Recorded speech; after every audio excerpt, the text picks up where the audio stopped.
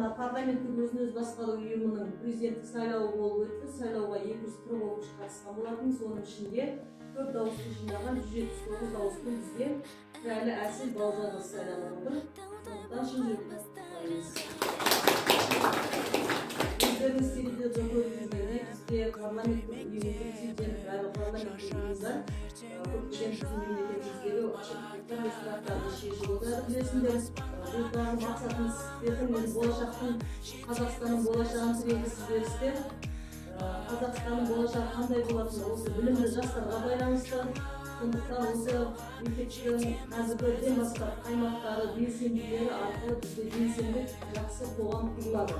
Сондай мақсатпен мінекей сендер келешектегі үлкен үкімет басшыларының басында болып табыласыздар. Пірәлі Әселге зор табыстар тілейміз және ортаға шыға ғой. Әселге президенттік белгісін тапсыруға рұқсат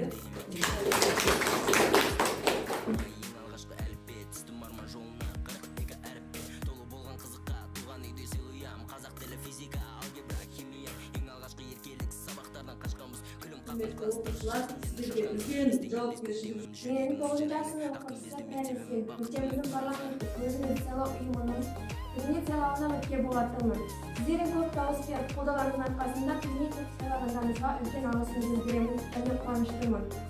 Менің алға қойған мақсаттарым: мен өзімнің осы нөмір 60-шы жалпы орта мектебінің өркендеуіне және спорт жетістіктерге өз үлесімді қосу.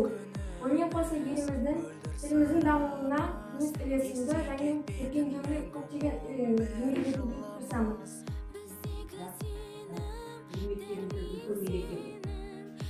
Ерекше. Президент мемлекетінің тарихында президенттік сайлау өтті.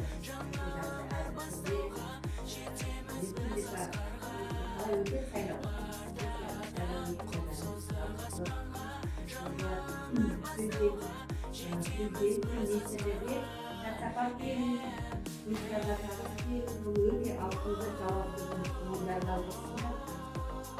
Енді бұл мектептегі барлық жұмыстар директор орындарындағы мектептің оқушылар ішіндегі барлық мәселелерді президентпен министрлер шешетін болады.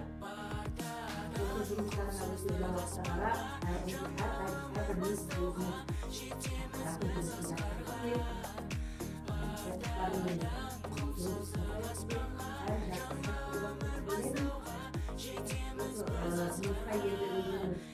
Машықтана беріңдер, тәжірибе ала беріңдер, болашақта да бір министрлер, президент болып кетуге мүмкін ғой. Осылардың жақсы оқыңдар. Сөйлесіп таныстырайын.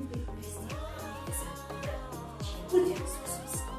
Сөйтіп әрқайсысы жоспар жасап келеді. Сол жоспармен таныстырады.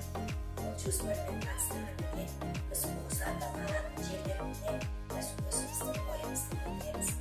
Біз әр министрге мектептен жауап мұғалім тағайындадық. Сол мұғалімдерді келесі отырысымызға қатыстырамыз. Ол отырысқа мектеп басшысын да қатыстырамыз. Және сіздерді шақырамыз. Оның күнін белгілейміз. Бірлестік отырысы сияқты министрменен президент отырысын жасаймыз, алғашқы отырысымыз.